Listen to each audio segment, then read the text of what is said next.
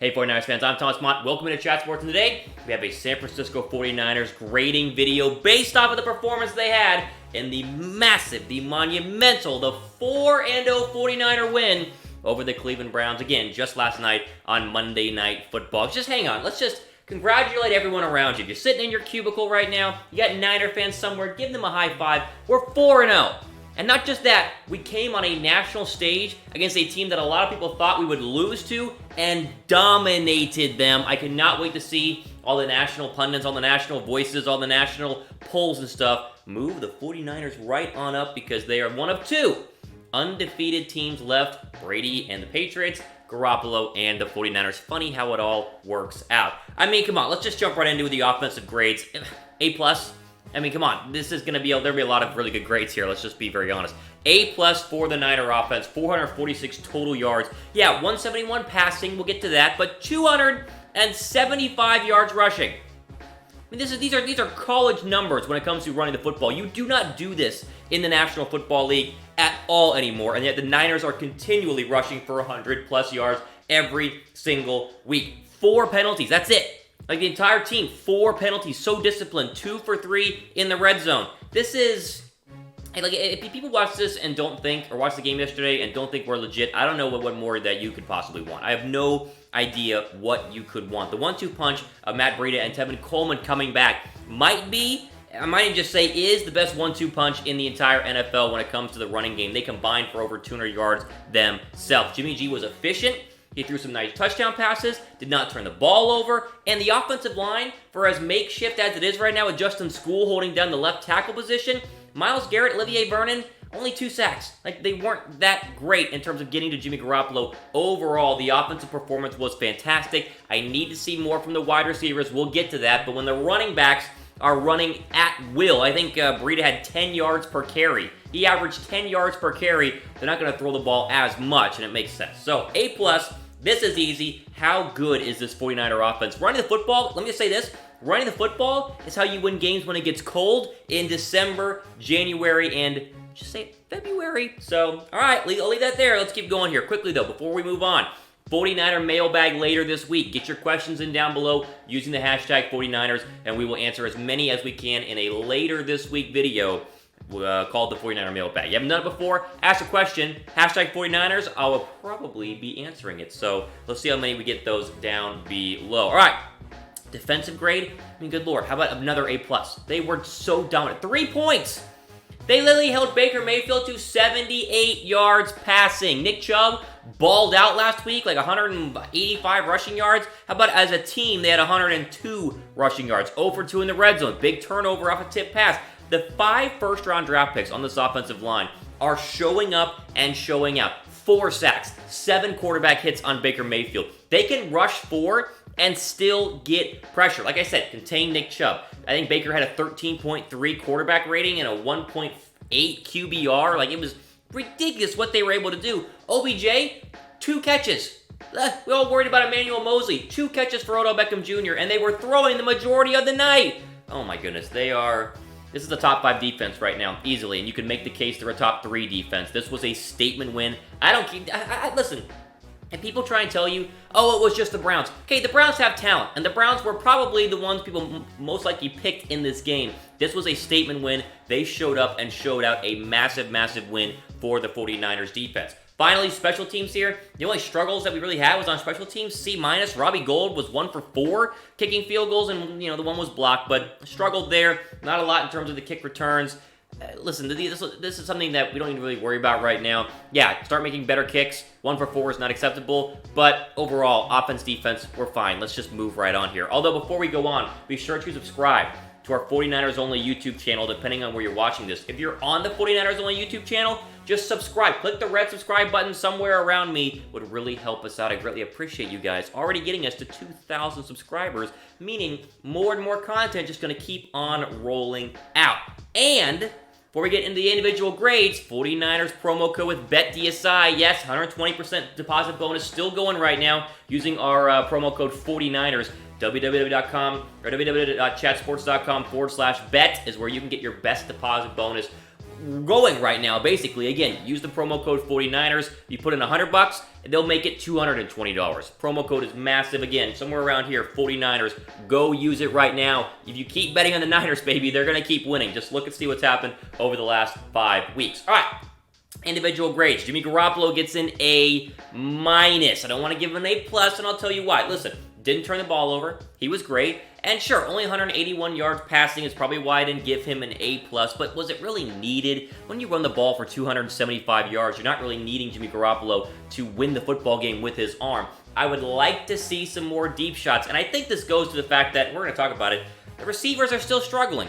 No receiver had more than 3 catches. They're still struggling to get open. They're struggling to make catches. I think Garoppolo does not trust them all that much. He loves Kittle. That's obvious. Great seam route touchdown to Kittle. But again, we're not going to rip Jimmy Garoppolo at all today. I don't want to hear it, because when you're running the ball that well, Brady would have had the same numbers. You're not going to run for 275 and throw for 400. It just does not happen. A 108.6 QBR. He was great. He was efficient. He did what he needed to do to get the Niners the big win. How would you grade Jimmy Garoppolo's win over the 49ers? How was his performance? I know it's the quarterback. It's polarizing. Let me know his grade down below. All right.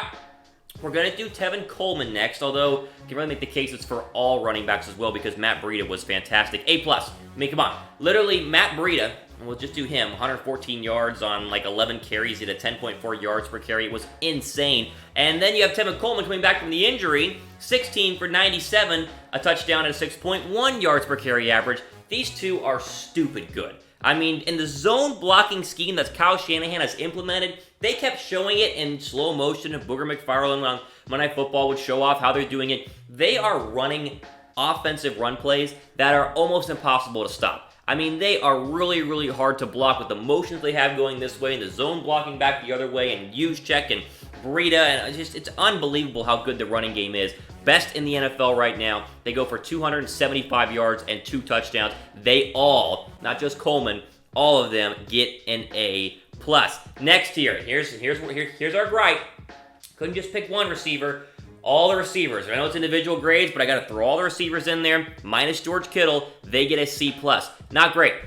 And again, yes, the running game was fantastic, but at the same time, 20 total catches for 181 yards. Yeah, 2 touchdowns, but of course, one of those was to George Kittle.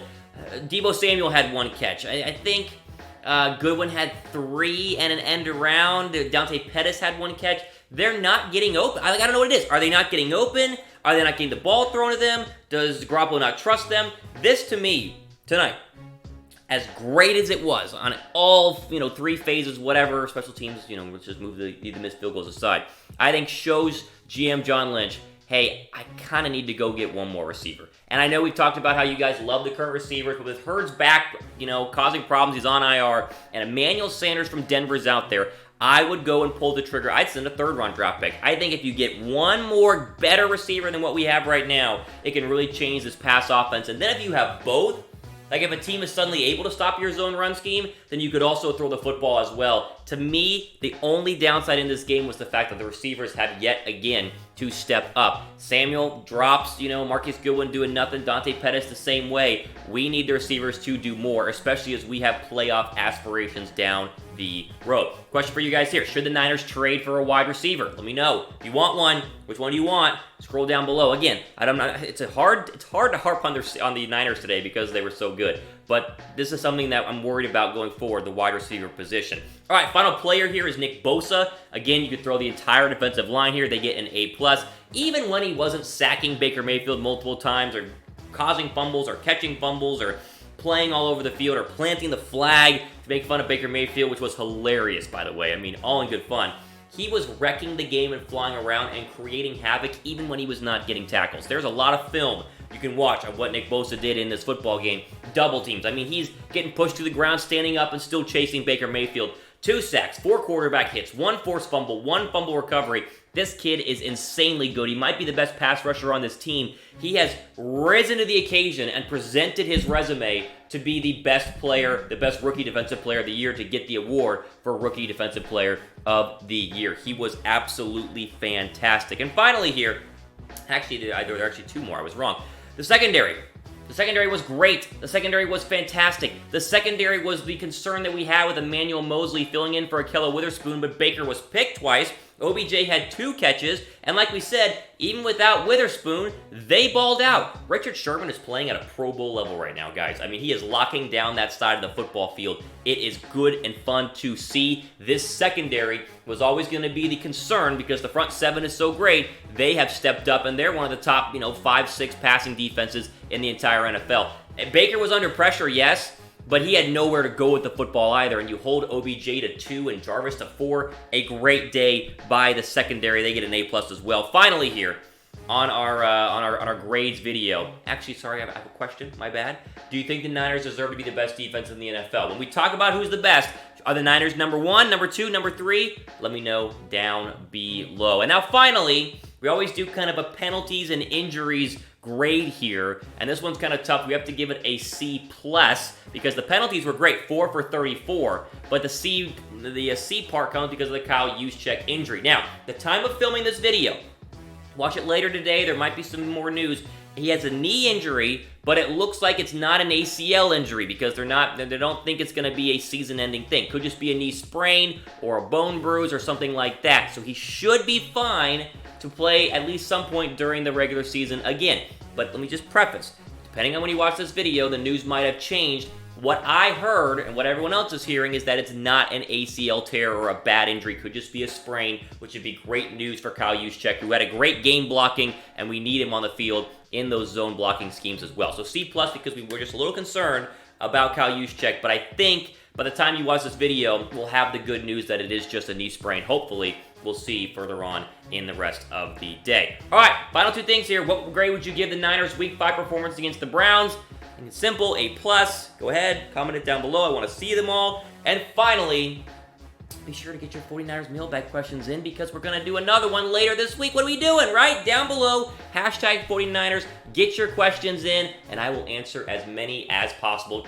Congratulations, everybody. How good does it feel? 4-0. The Niners are undefeated, the only undefeated team in the NFC, and they show up on a national stage. They're here. Now it's a matter of locking the division up first and then going into the playoffs. Let's keep the ball rolling. Big game next week against the Rams. We'll talk about it later this week on the 49ers Report here on Chat Sports. But that's all the time we have for today. For Chat Sports, I'm Thomas Mott, signing off after another big win. Niners are 4-0. Enjoy the rest of your day.